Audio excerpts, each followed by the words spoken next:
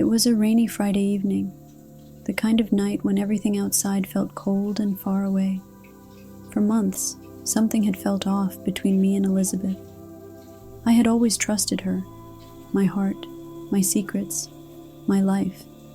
But lately, the warmth in her smile had faded, and our once passionate love had turned into routine. That night, while she was in the shower, her phone buzzed on the nightstand. Normally, I wouldn't snoop, but something made me look. My hands shook as I unlocked her phone, feeling guilty before I even saw anything. What I found stopped me in my tracks. There, in the messages, was proof. Elizabeth was seeing someone else, a man named Paul. They had been meeting for weeks, sharing things we once kept between us. I couldn't believe it. How could she do this to me? But I kept it to myself, pretending everything was fine. Elizabeth would lie, telling me she was going out with friends or staying late at work, and each time it felt like a knife twisting in my stomach.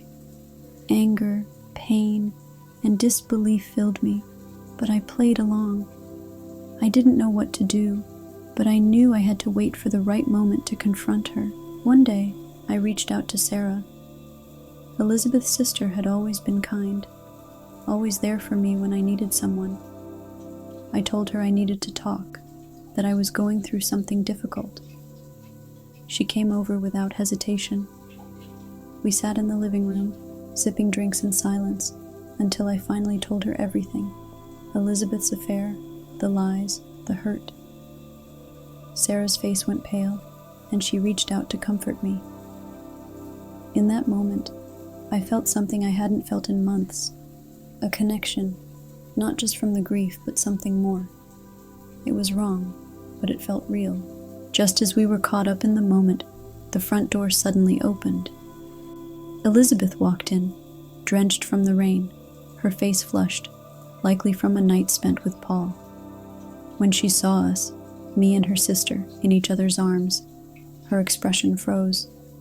Her mouth opened and closed, but no words came out. The shock was clear in her eyes. The silence in the room was unbearable. She had walked into the one thing I never imagined happening. I stood up, my voice steady but full of pain. "I know about Paul. I've known for a while now," I said, meeting her eyes. "What hurts the most is that you never thought about what this would do to us. You destroyed our marriage the moment you betrayed me." I paused, looking at the wreckage of what had once been our life together. I don't know what happens next, but it's clear.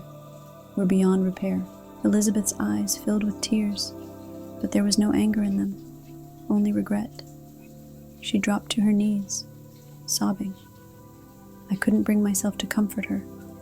The trust between us was shattered. The love we once shared was gone, replaced by nothing but pain. Sarah, still in shock, gathered her things and left, her face a mask of confusion. Elizabeth and I sat there in silence, both of us numb, too broken to speak. In the end, we agreed to separate.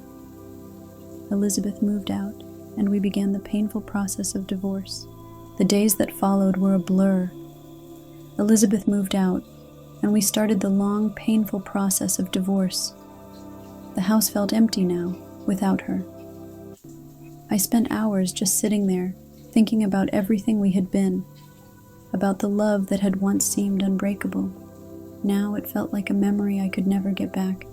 It was painful, but at the same time, I knew it was the only way forward. A few days later, Sarah called to apologize.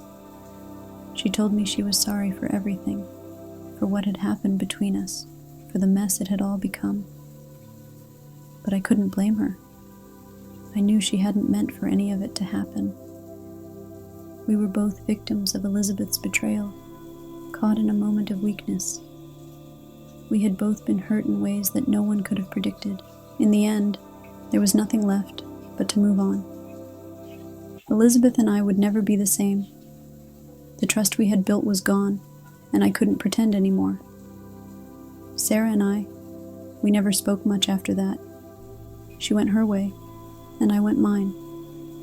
It wasn't easy, but I knew it was the only choice.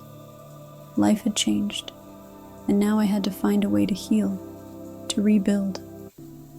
It wasn't going to be quick, but at least now I could start.